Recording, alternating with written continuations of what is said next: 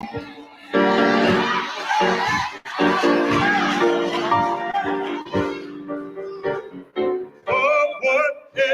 reason there might be.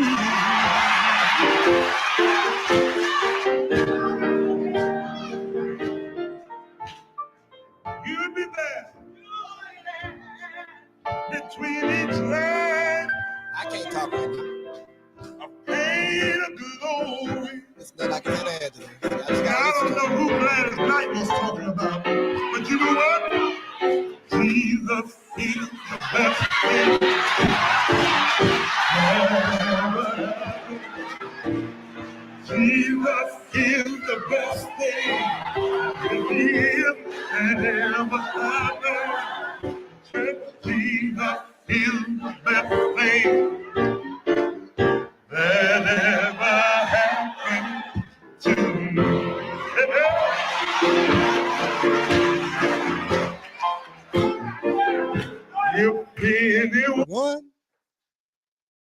If anyone is gonna write my story,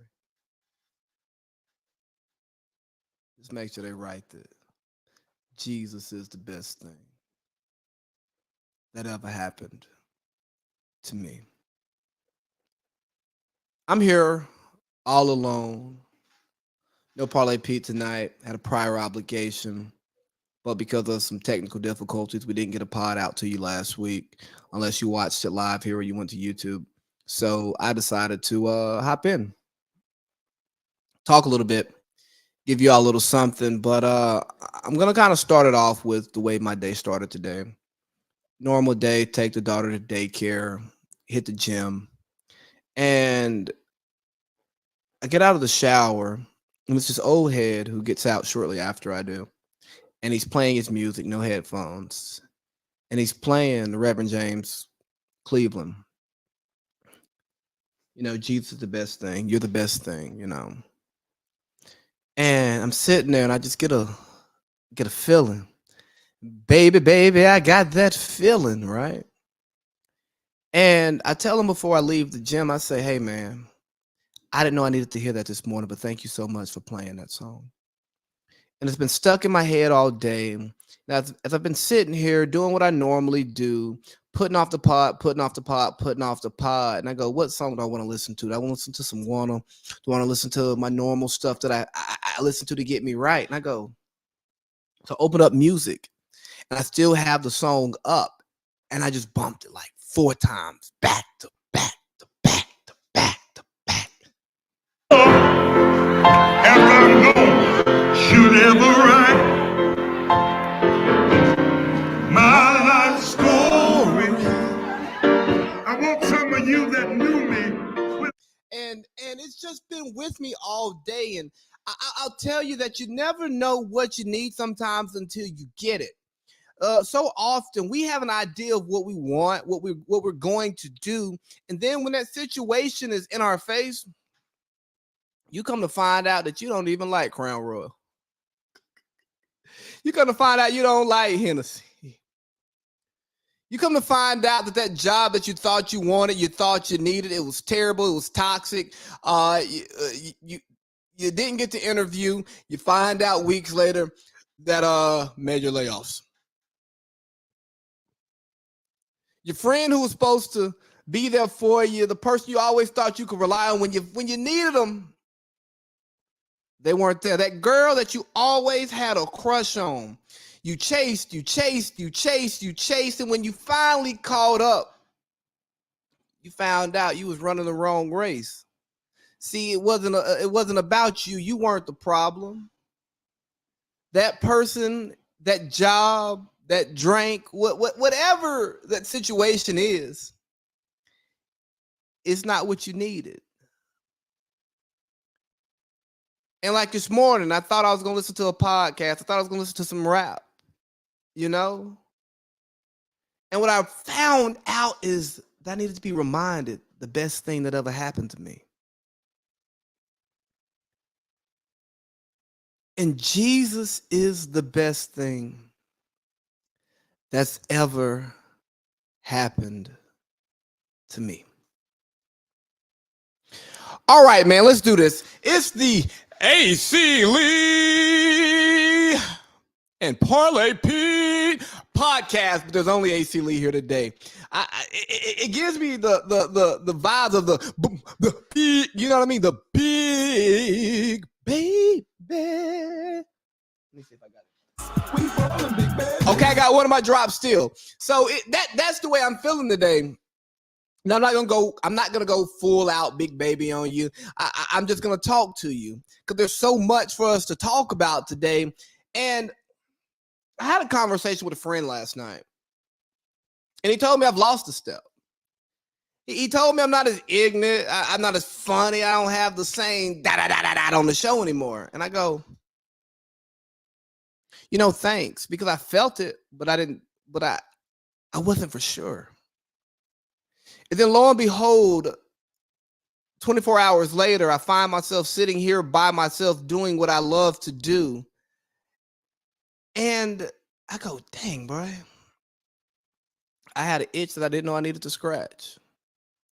When you have some muscle tightness and you spend so long not addressing it that it just stiffens up and it gets so tight that you don't realize that you have pain. And then you finally go and get that massage. And then once you get that massage, you go, holy, I didn't even know my back was that messed up. That's how I feel with hopping on the mic by myself. Love doing the show with Parlay Pete. And we actually won't be back next week because I have work travel. So maybe we'll do an earlier show. We shall see. I'll talk to him about that. But I go, just like I didn't know that I needed to hear that song today, I didn't know that I needed to hop back on the mic by myself and just talk. Talk to y'all, talk to me, talk to whoever's going to listen. But let's talk about the NBA draft a little bit. That happened tonight. It may still be on. I'm not really sure because after the first 3 picks, I could really care less what happens because I don't watch college basketball. I don't watch the G League Ignite. I definitely don't watch Overtime Elite, and I don't watch overseas basketball. So I wait for them to get to the big leagues, and then I evaluate them from there.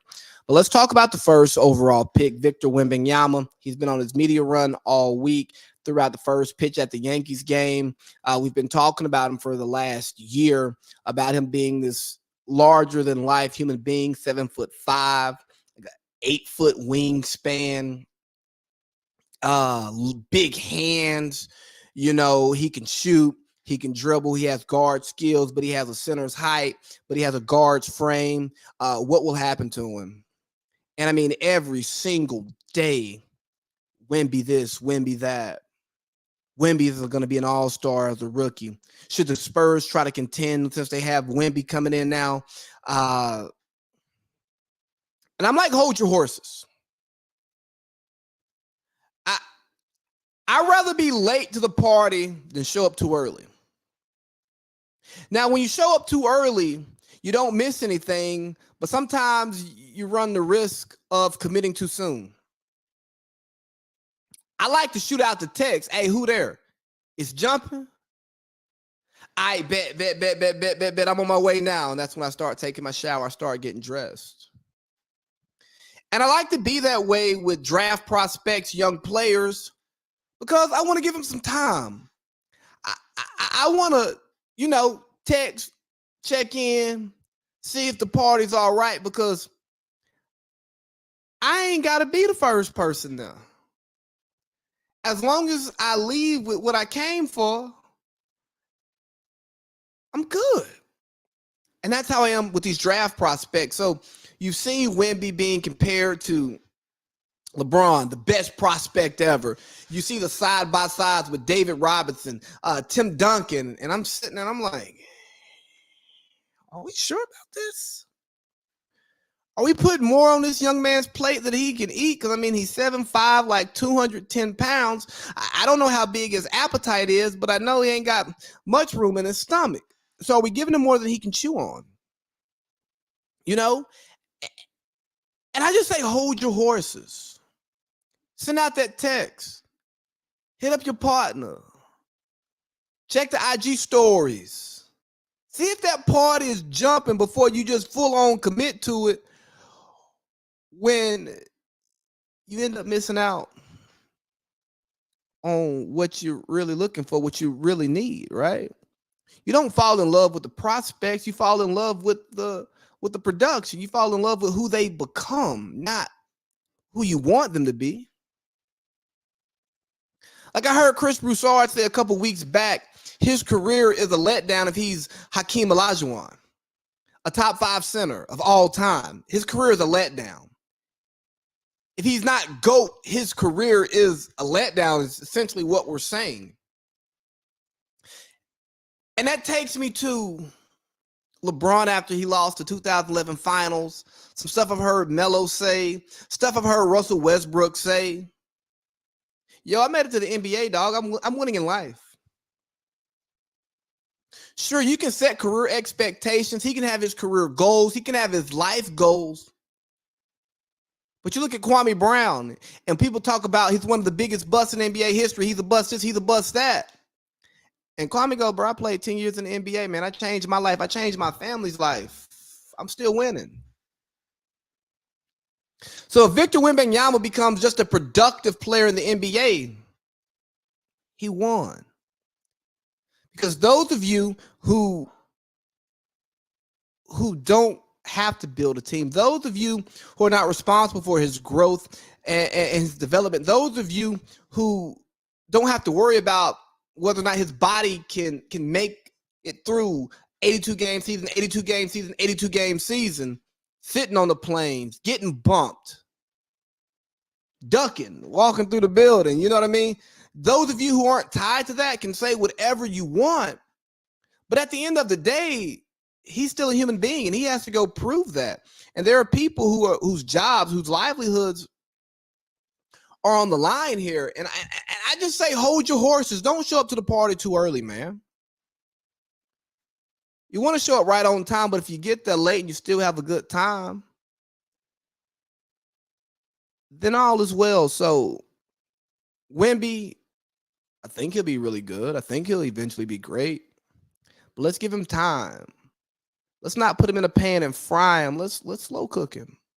Let's let him grow up. Let's let his body develop. Let's let him change and adjust to the American game. Let's let the Spurs put an infrastructure of players around him that supports his game. Let's let Pop coach him up. Because we talk about Scoot Henderson's poor three-point shooting. Well, Wemby shot 30%.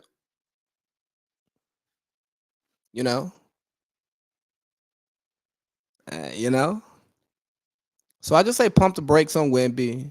Don't show up to the party while the light's still on and they setting up, putting the food out, making liquor runs and stuff, getting the beer and stuff set up while the beer's still warm because it ain't been on ice long enough. No. Get there when the beer is ice cold. There's not too much left for you. And enjoy, have a drink, and let's party. Hey. The number 2, we had Brandon Miller go to the Charlotte Hornets. Good for them. Big wing, can score off the catch, can score off the dribble. He'll look good next to LaMelo.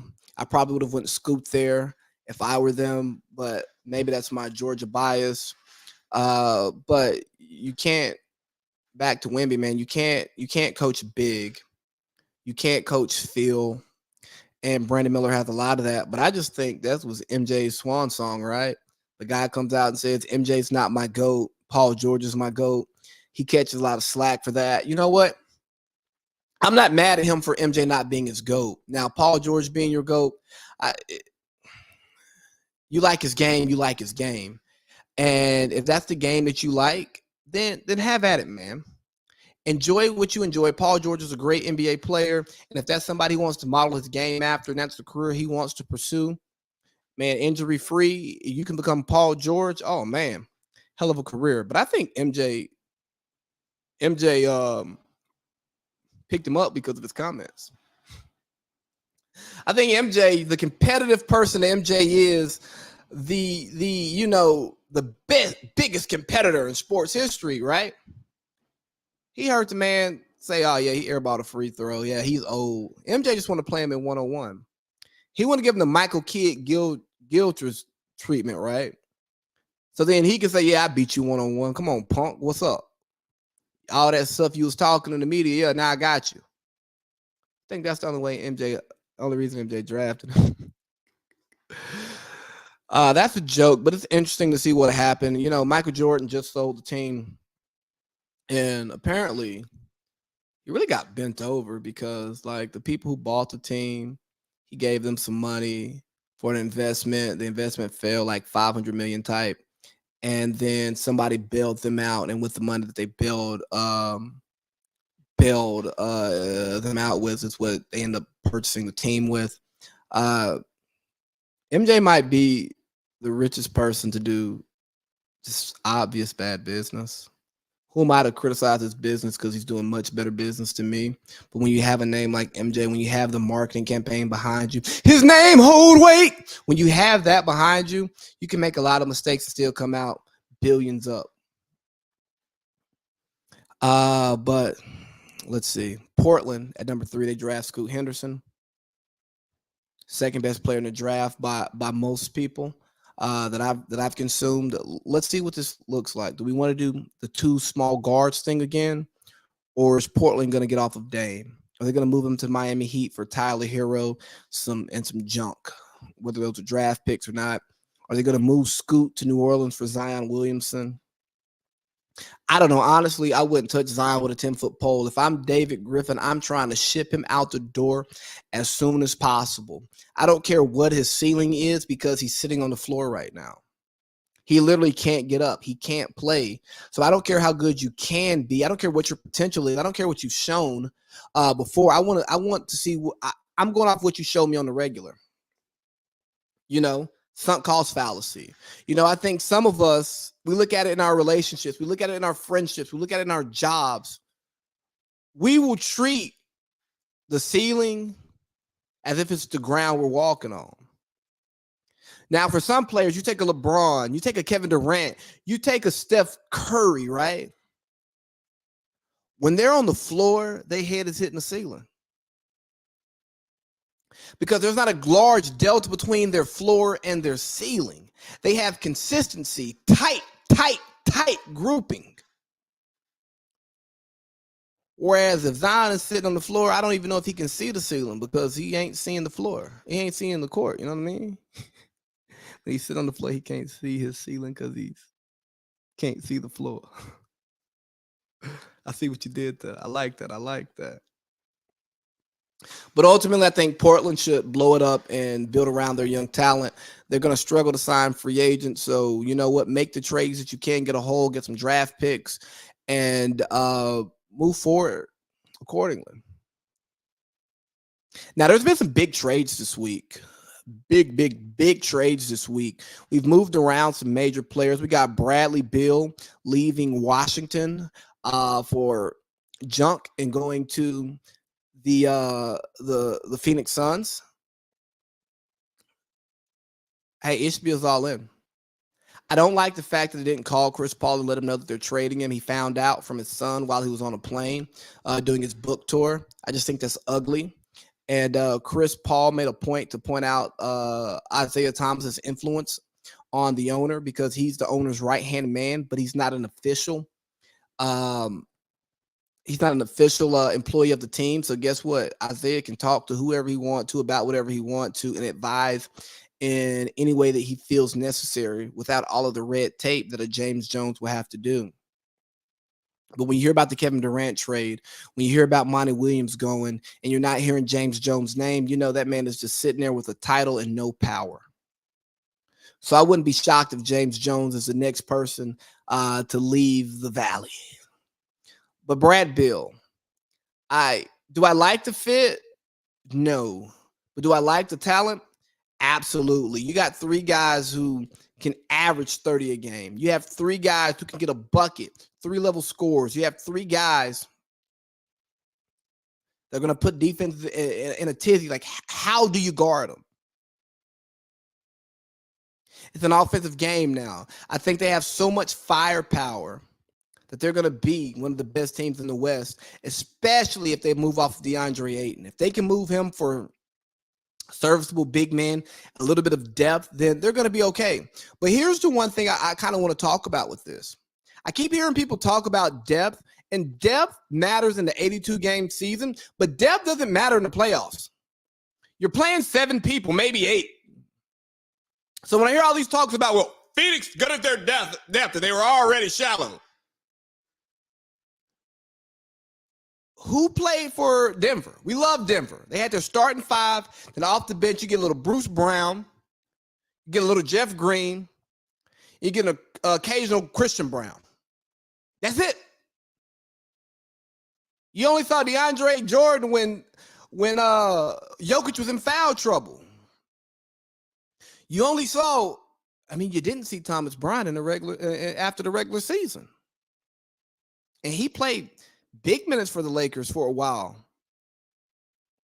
So this idea of Phoenix needing depth, it's not true. They need defense and they need a table setter. Because I think if Book is your table setter, you're taking him away from what he's best at, and that's getting buckets. But they have duplication. They'll always have a 30-point scorer on the court at any given time. And yeah, Brad Beal's health has not been ideal, but Brad Beal has been on bad teams. And sometimes I think that if your team has no chance of winning, you'll sit out an extra game or 2 or 3 or 4, extra week or 2 or 3 or 4, because what's the point? We knew he was going to sign that Supermax contract, and we knew once he signed that Supermax contract, he was going to look to get out of there, but he wanted to secure his bag, and I'm not mad at him at all. Next, Boston made a big move, right? They shipped a 3-team trade. They shipped Marcus Smart out of town, and in return, they get Kristaps Porzingis. Smart goes to Memphis. Memphis sends Tyus Jones over to Washington. We're not going to spend too much time on that piece, but Kristaps to Boston, I think that's nice if Kristaps can stay healthy, because now you're looking at a starting 5 of a Derek White or Malcolm Brogdon. Take your pick at point guard. Then you have Tatum and Brown on the wings. Then you can go Rob Williams, if he's healthy, at the 5 and Kristaps at the 4, or you can go Al Horford at the 4 or 5 and Kristaps at the other big position. And I think that provides something very unique. It gives him the ability to play 5 out. Now, if Kristaps is healthy, imagine Joel Embiid having to guard Kristaps on the perimeter. Even if they go to a smaller lineup and he's the 5 and Tatum's the 4, and they got White and Brogdon out there and Jaylen Brown, I don't see Embiid being able to guard Kristaps, right? I don't see Joker being able to guard Kristaps. So when you have this big who can shoot and you can spread them out, that creates a mismatch for the emergence or the reemergence of the big man in the league. The more so back to the basket, slew-footed, slow big man. So it'll be interesting to see what Boston can do. They're now the championship favorites. I wouldn't take them. I just wouldn't. And hopefully they make another move. But Brad Stevens, you took a shot. You got rid of the heart and soul to make your team a better team. Now, I would have liked to see Chris Paul end up there, but he's in Golden State. Chris Paul and Steph Curry together. Top 2 at one point were the top 2 point guards in the league. They were battling in the mid 2000s, really through now, and now they're teammates, right? You got back in 2014, 2015, the Clippers giving the Warriors the business. The Warriors, 2015, the Warriors win a hard-fought series, and then Steph takes off. When we thought it was going to be CP's turn, Steph takes off and he passes him.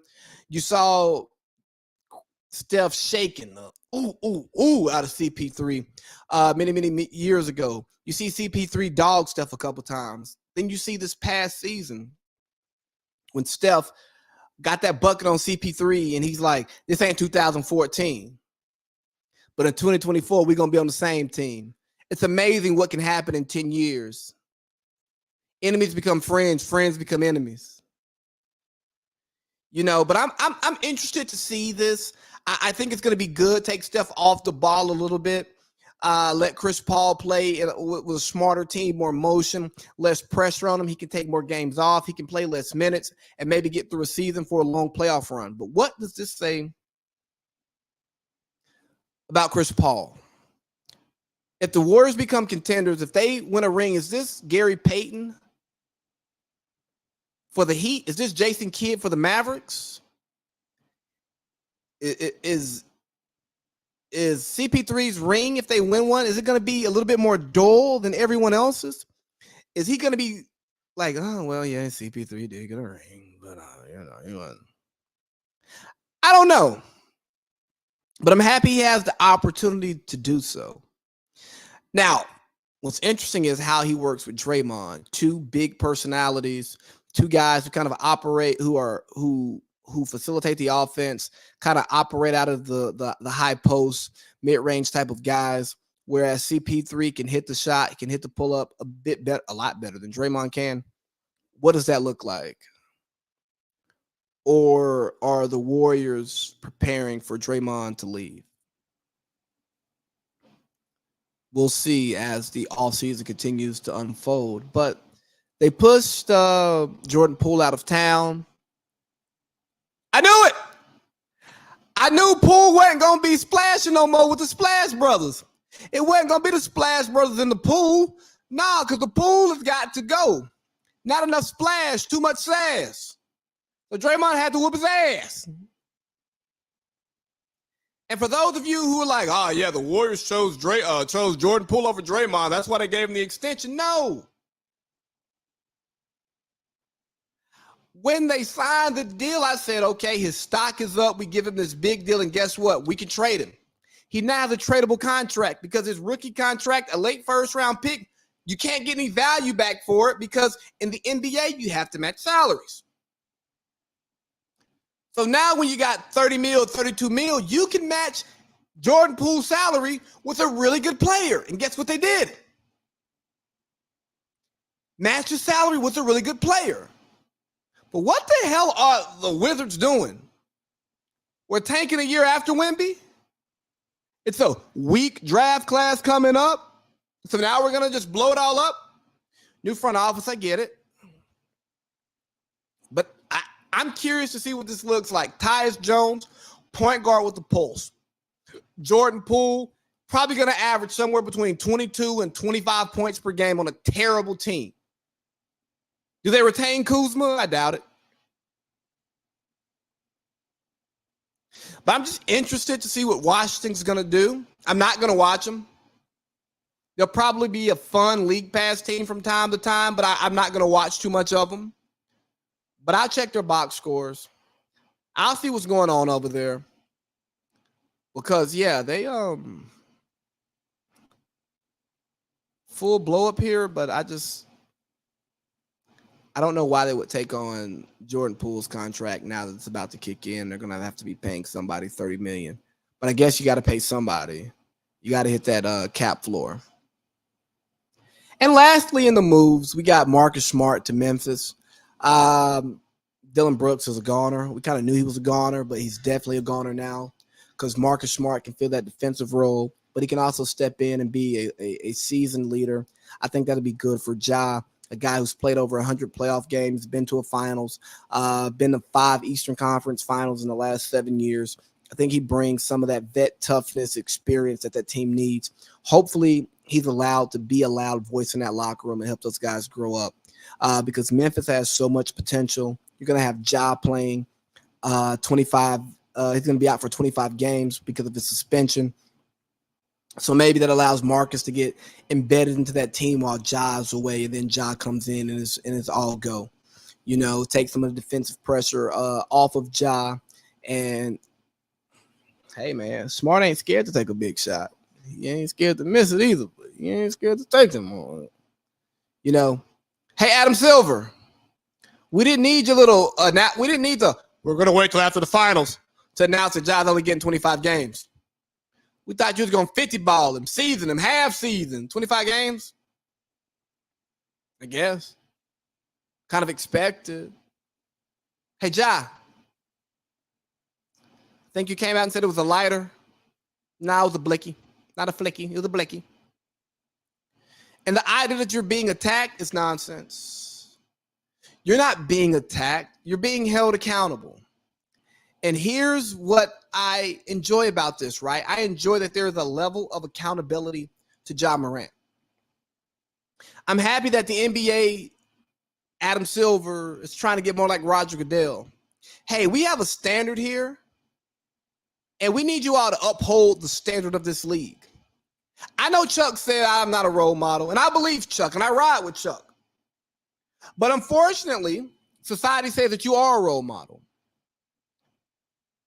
And by carelessly handling a firearm, you are setting a bad example.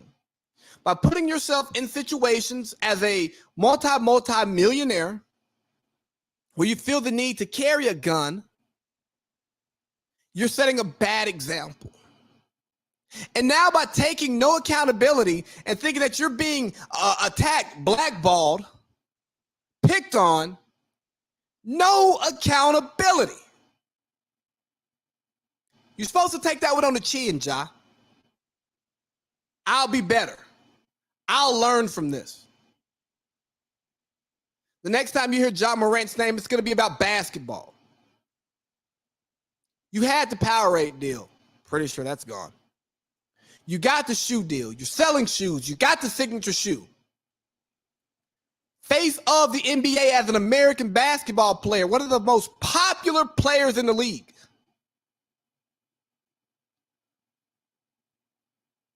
With great power comes great responsibility, John. You haven't been doing the responsible part. You haven't been responsible, and now you got to be held accountable. And hopefully, with this accountability comes responsibility, and you become a better man because of it. Jesus is the best thing that ever happened to me. I didn't know I needed to hear that today. And maybe Ja didn't know that he needed to be suspended for 25 games for him to realize what the hell he's doing. But hopefully this suspension, this public shaming, the embarrassment, the lost money, hits him like that song hit me this morning. Once he gets through that storm, he goes, hey, thanks, Adam Silver. Thanks, NBA. I didn't know I needed this. All right, man, last NBA topic here. I kind of want to talk about Kevin Durant a little bit. He had some comments this week that the sports media just ran with, and they just got it wrong.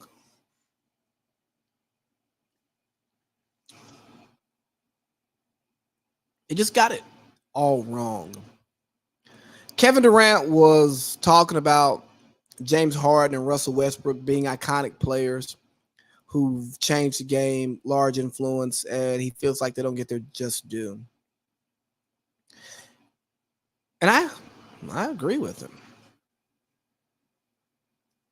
And listening to the media talk about it, it's like, why would we praise these guys like they haven't won championships? And who wants to be like Russell Westbrook? He's hard to play with. And James Harden, what has he done? He just comes up short in the playoffs. And Kyrie, he disappears.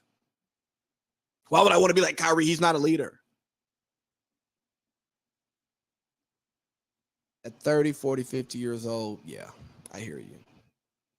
You don't want to grow up to be like them because you are their age or older. But when you're a little kid, you're not thinking about leadership. You're not thinking about off-the-court drama. Like what Mike Wilbon talked about, his sons wanting Ja Morant shoes, and he's like, no, we're not getting those. We're not supporting him. All right, cool. Get on your moral high horse. But when it comes to these kids, they're looking at the product. They're looking at the game. They're looking at the style. They're looking at the pizzazz. Russell Westbrook, 100 miles per hour, all game. Intensity, triple doubles. Taking off, dunking on your head. Just fierce competitor. If we had more Russell Westbrooks, we'd have a better NBA. Now his talent, his shooting, his the way he processes the game may not be ideal for a championship team because you can't play that fast all the time. You can't be that intense all the time. But one thing you can't say about Russell is he didn't try. He didn't bring it. And that's a great life skill beyond basketball of putting your best foot forward, being the best you can be every single day of the week. It may not get you where you want to be, but it's gonna get you close. Now Russ didn't win a championship, but he won MVP. He had multiple triple double seasons, top 75 player, first ballot Hall of Famer. I don't think that's a bad place to be. James Harden. What do you mean he's not an icon? What do you mean people that imitate him? The step back, the Euro, the flailing, the hooking, the put a defender on his back. Yeah, Chris Paul started it, but James Harden made it hotter. You got to give him credit for that. Kyrie, the handles, the lay package. Come on now. 3-level scoring. If you can't see why kids aren't attracted to this, why kids don't look at their games and go, I want to be like that when I grow up. It's poetry in motion. It's beautiful. Sometimes as adults, we have to get out of our own shoes and try someone else's shoes on. We have to take off our glasses and put on someone else's glasses, or maybe just look at it through our natural, uncorrected eyes and see what we see. Because it's not that what we are seeing from our perspective is wrong. It's what someone else sees from their perspective being different, but it's correct to them too. And if you're watching a play from a distance versus watching it up close, you can see it totally differently. There's a reason why in the NFL you have coaches on the field and you have coaches up top in the box. Some teams want their play callers on the field so they can feel the pace of the game. They can feel the intensity. They can see the hits. They can watch the guy limp. They can see the guys limping. They can hear the grimacing. They can talk to their players. Other teams have their play callers up top in the box where they can see the full field, and you can see, oh, this guy over here, he's lazy when he's on the backside. So we're gonna run a front side boot to hit a backside over his head, a deep post from the front side, right, to the backside, or we're gonna just boot out with the quarterback, or we're gonna put the fullback in the flat to the backside because he's falling asleep. He's following the ball and not playing his role, not doing his assignment, you know. So let's stop being so critical without looking at things from multiple perspectives. Now, the offseason is starting to heat up. I do think there's some more stuff that's going to happen. Paul George for Trae Young. Send it in right now. I'd love to see that. I think Paul George, DeJounte Murray gives the Hawks a better chance to compete in the East, especially if we can get some good health from Paul George. But more importantly, we get Trae Young out of Atlanta. He doesn't want to be there. He's been in LA all summer or all off season. That's fine. I get it. He's an Oklahoma guy, so it's not like he has ties to the Atlanta area. But to see him at a soccer game in LA on the field, showing off, not an Atlanta United game, it tells me a little something. Cleansing the Hawks from his social media, that tells me a little something. And I'm at the point where if Trae doesn't want to be in Atlanta, let's get the most value we can for him. Yeah, the city loves him. Yeah, he's ice Trae. But I ain't about to freeze. We trying to heat up and go on a run. So let's get another superstar here. It'll be a great move for the Clippers. You got somebody who's reliable. He plays hard, flashy game for you to open up your new arena. because I guarantee Kawhi's going to be there. Dame, Miami, book it. Zion out of New Orleans, book it.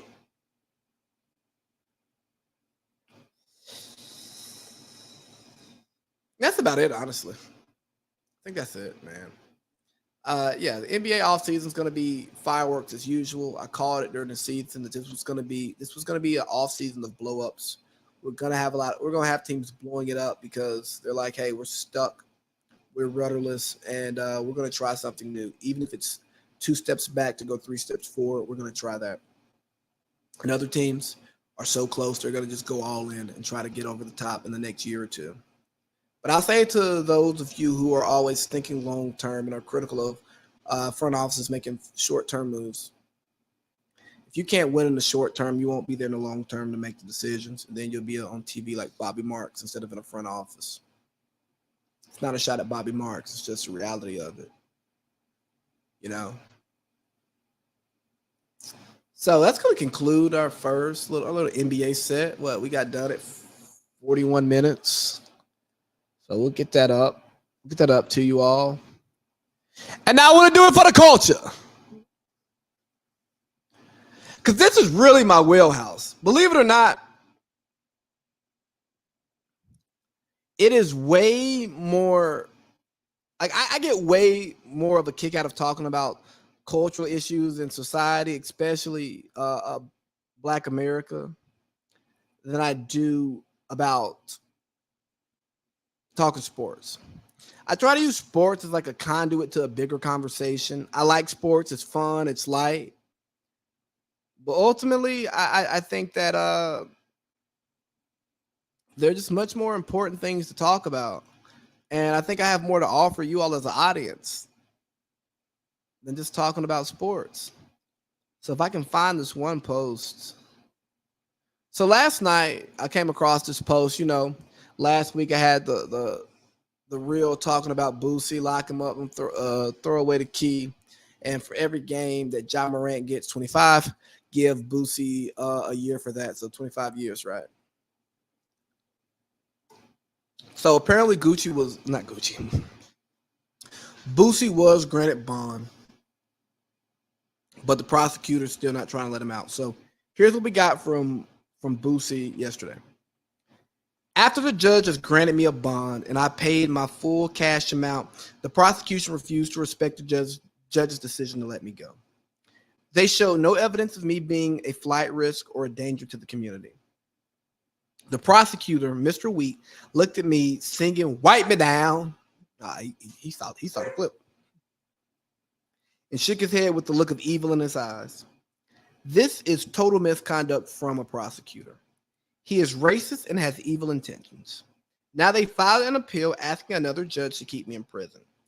I need the people of San Diego outside of the court tomorrow to protest the injustice that is being done to me. I need all prayer warriors across the world to pray the Southern District of California remove Mr. Wheat and this prosecution off my case. Even my attorneys have never seen nothing like this in their career. Help me fight this injustice and say a prayer for my freedom. In a vacuum, justice should be served. Boosie should get bond and be able to go home.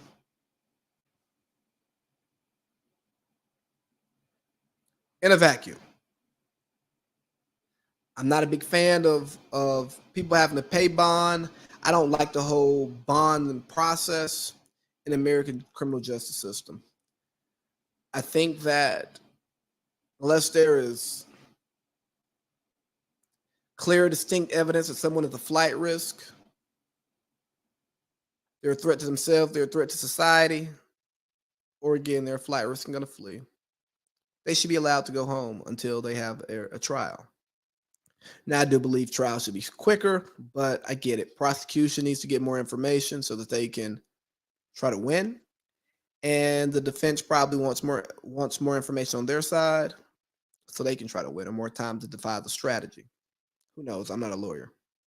Not what I do, not what I want to do. So it could go either way. But here's what I don't like. I don't like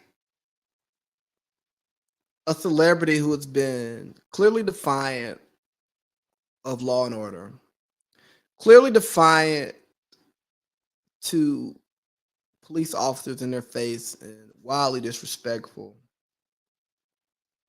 now trying to be the face of the criminal justice cause, calling the prosecutor racist. I don't know if he's racist or not.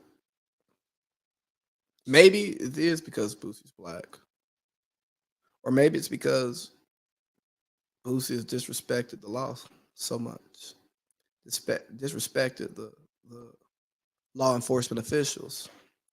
And don't get me wrong, I've had my issues with police officers, whether it was me directly or just indirectly with the culture. I've talked about it on this platform for years. But I also think it's important, whether it's right or not, to put a good face on a movement. Because, see, when you are trying to fight injustice and you have a face that's not so pretty, if you have somebody who might actually be guilty and you are using them to push your agenda, that cart probably ain't gonna push too far. Probably got square wheels instead of round wheels on it, blocks for wheels instead of wheels. It might be a car with the e-brake on. Not gonna go too far. You're gonna be working really hard, pushing, or on that gas, but you're not gonna go anywhere. And I think it's problematic that Boosie is using his celebrity, someone who's openly spoken out against law and order, convicted felon,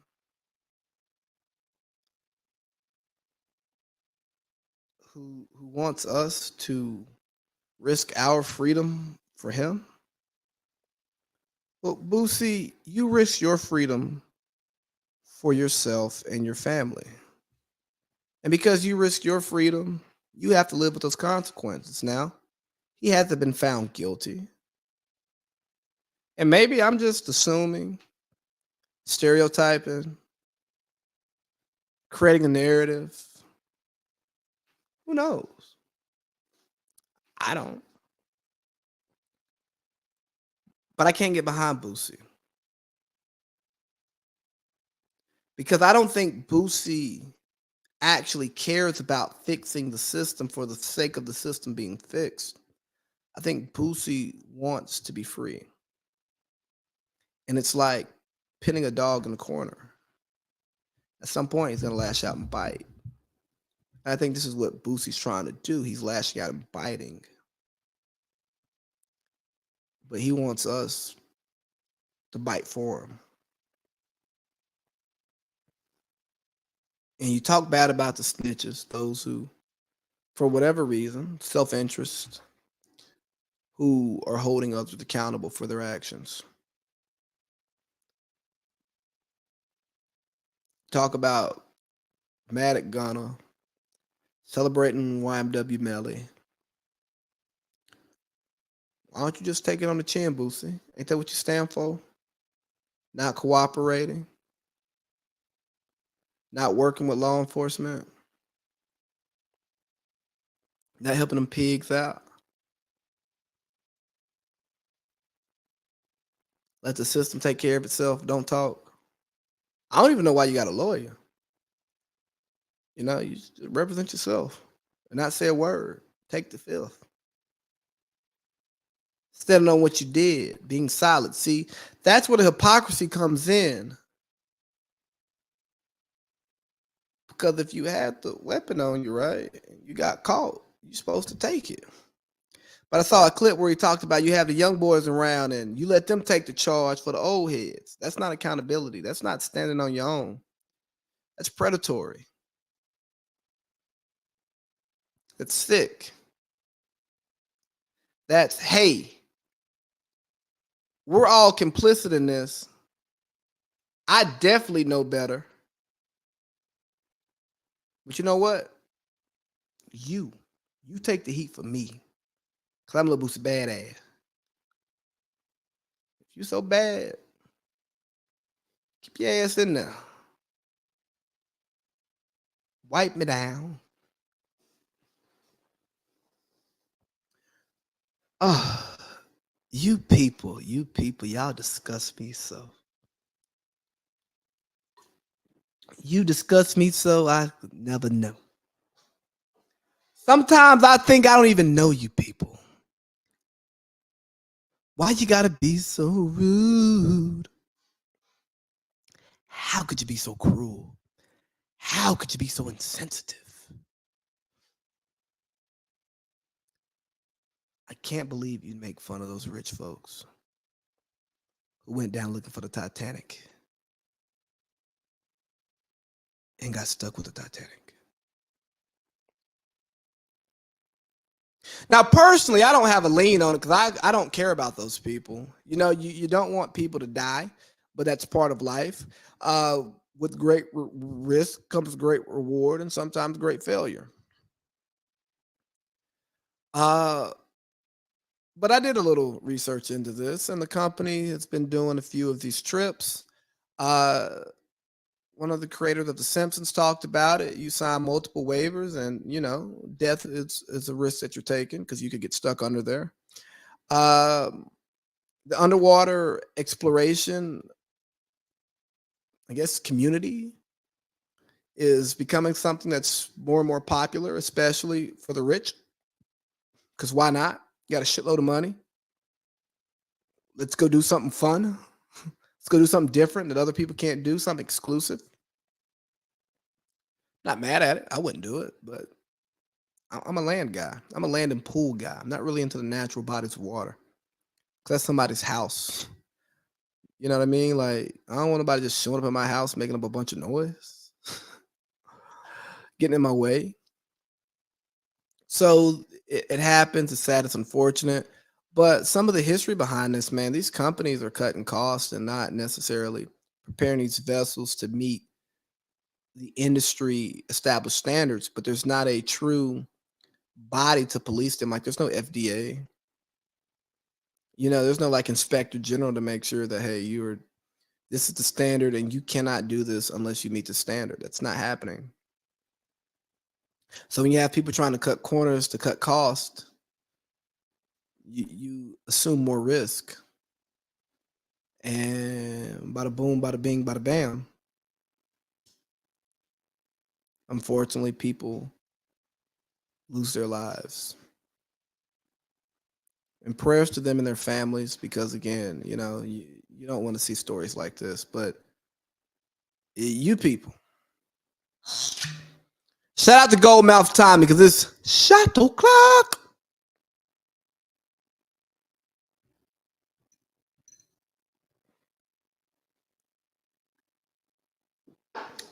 Wash it down with some Simply. Yo, man, you moralists, y'all make me sick. Oh, you moralists, y'all make me sick to my stomach. Y'all taste like tequila first thing in the morning before breakfast. Y'all just make me cringe. Oh my God, I feel so bad for those people. I can't believe y'all make fun of those people. That's not right. Is it right to make fun of them? No, but we make fun of everything. Welcome to the world. But you're not sad. You don't feel anything for those people. You don't know those people. You ain't met them. You'll never see them. And your life is not impacted by their passing because guess what? Since I've been recording this podcast, somebody has passed away. Since I've said this statement, someone else has passed away. And guess what? Most of us don't care. You know why? We didn't see it. We don't know them. It's not my loved one. It's not my mom. It's not my dad. It's not my uncle. It's not my wife. It's not my aunt. It's not my brother-in-law. It's nobody I know. So I hate when I see people try to prove that they are a better person than everyone else. Oh, I'm above this. Let me show you how sorry I am. I'm going to give these guys a 30-line post that nobody's going to read saying how much of a travesty it is and how you people who are making fun of these people are so terrible. Get out of here, dog. You don't care. You don't. I read these posts and I saw one talking about y'all talking about these people, they spend all this money, but what about the risk you be taking? Tell you what risk I don't take. I don't go looking for wrecked ships. It's the reason why that ship is under there. It's the reason why it ain't been pulled up. If y'all ain't gonna pull it up and put it in a museum, I'm not gonna see it. Because it's not for me to see. Curiosity killed the cat. And that's the problem. You people, y'all get too curious. Y'all be wanting to know too much and involved in other folks' business and knowing this and knowing that. No. It's like going through a phone. For what? It ain't yours. Ain't nothing enough for you. Nothing. Now you're looking for something. Don't run out of oxygen now. I'm supposed to breathe with no air. Can't live, can't breathe with no air. And you know, I tell you, yeah, I've been on a boat, cruise ship, Navy ship, fishing boat, speed boat, jet ski. But you know what, man? I'm a human being. I am supposed to be on the ground, on land. I take flights, so I'm in the air. But I'm a land-based creature. So you know where I spend the majority of my time? On land. Because that's where I'm supposed to be. See, as humans, we have this audacity, this entitlement that we're just supposed to know everything, see everything. We're the most advanced creatures. And what? There's species of fish and stuff down there, sea life, communicating with each other with lights, with sounds. Under the sea. You know, you think Little Mermaid's a joke. They ain't speaking English down there, but they talking to each other. But we've seen the orcas ramming into vessels. We saw like with the big blue whale eat the kayak with the people in it. One of these days, you're going to learn to stop bothering folks. It's just like run up in somebody's yard. They're going to come outside and have something to say to you. Or they're going to call the law. They're going to take the law into their own hands. That's the same thing that's happening under the water. You can't just be going down there in these folks' space. Like they just living their life, trying to eat, feed their family, pay their bills. And here come your nosy ass down like, ooh, this is cool. Let me see this. I like this. This is great. Yeah, all right, yeah. It's good till it ain't. But stop trying to like shame us, man. Stop trying to show us how sorry you are. Stop showing me how great of a human being you are. How about you look inside yourself, know who you are, stand on who you are, and just live. Just live your life. Everybody ain't got to be you. And for the people who ain't you, they can't be you. They ain't gonna be you. So stop trying to make them you. And stop trying to bring us down to where you are. Cause see, you know, it's kind of like jumping on a trampoline. You people on your moral high horse, right? You're on a trampoline. You just keep bouncing and bouncing as high as you can, right? So you can show people how high you are. But what goes up must come down. And ultimately, you're on the same, once you get off that trampoline, you can't be on a trampoline forever. You're on this hard earth, Same person I am. I just accept it. I just live with it. You should do the same. I saw somebody talking about how and I even posted it because I thought it was an interesting thing. Plies put a post out like, y'all worried about these people who went under the water on their own. They took the risk, they signed the waivers. But what about all these missing girls? Probably getting groomed on Epstein Island, being trafficked around the world, farmed out to creeps, growing up like this, and then you meet them one day, you think it's just a regular girl who lived a pretty normal life, and come to find out she been picked up from where she came from and shipped out over here, and now she's trying to figure out how to break the cycle. And then I saw someone talk about y'all kill me talking about these people, but y'all aren't talking about the kids, the missing. And I go, what if we didn't know the kids were missing? I was unaware of all these missing young ladies, and that's a blind spot for me. Maybe I should have known that.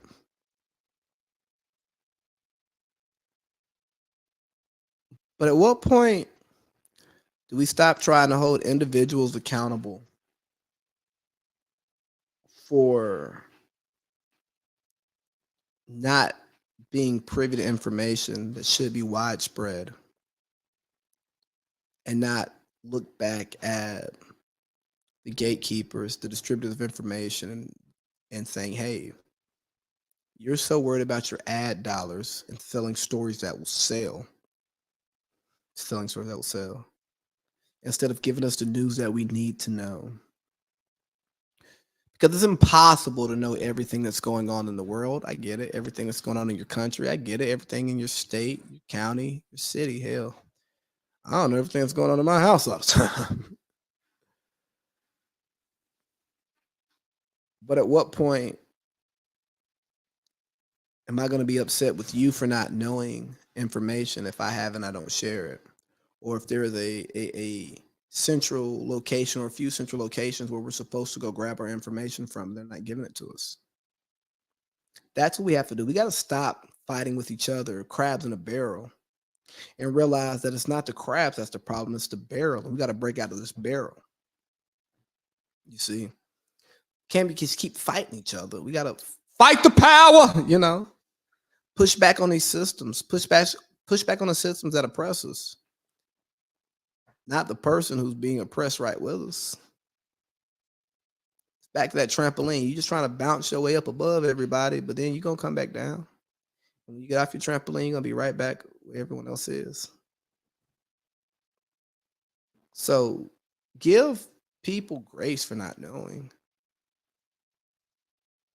But then hold those platforms accountable. But guess what? It goes back to the Boosie piece. It goes back to this job piece. We worship the rich and famous. We aspire to have their lives. We think they're so much better than us. They are the peak of success. They are the peak of society. And so we focus on them far more than we focus on ourselves. And it is indeed a distraction. Why do you know more about Cardi B and Offset than you do about your own relationship? Why do we go, ooh, with celebrity couples goals, roomies, right? Ain't none of y'all my goals because I don't even know what's going on in your house. Oh, you can take a picture and look good together. Let me tell you a story. My wife and I were in one of the most tumultuous parts of our relationship. When we make Christmas cards and send them out to all of our friends and family. We put on a great face. This was before we got married. It's me, her, and the dog, Big Gucci. And we look so happy. People are like, oh my God, y'all are so cute. Y'all are a beautiful couple. I just love y'all. I'm so happy for you. Meanwhile, we both miserable. Trying to figure out if this is even what we want to do. Hell, she had moved out. Well, was getting ready to move out. She moved out shortly after. But what did y'all see? Y'all saw what appeared to be a beautiful, happy couple, hashtag goals. But you had no idea that we was going through hell. Barely talking. Constantly arguing. Not listening to each other. Being dismissive of one another.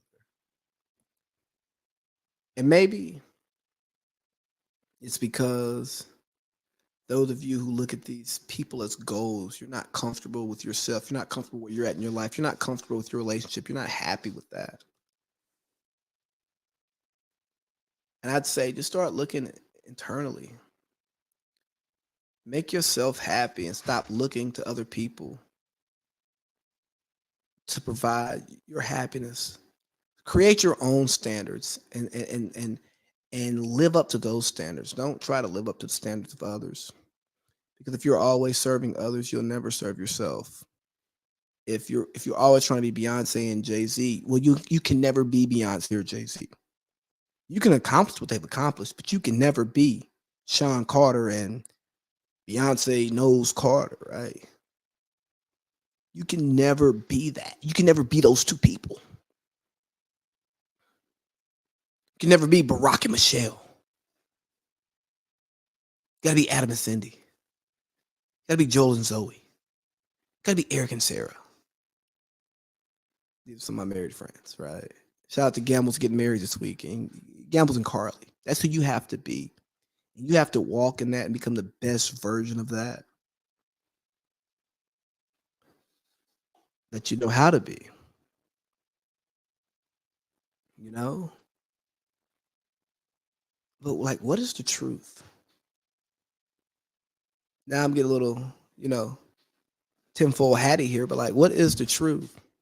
Because back to the girls versus the people on the Titanic mission. We hear more about them than the thousands of missing girls because it's not what's being told to us. That's not what's being reported. Well, we can only go off of what's reported and recorded and what we're exposed to.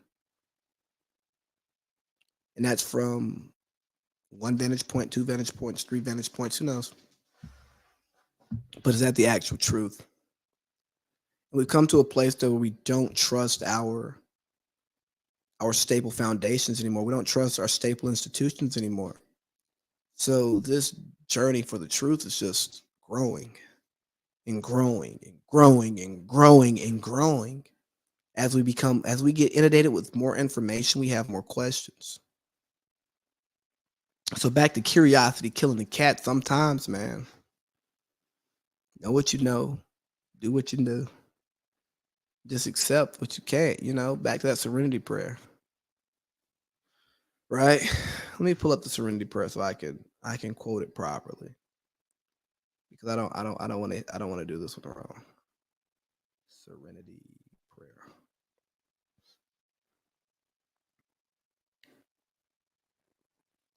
Serenity prayer.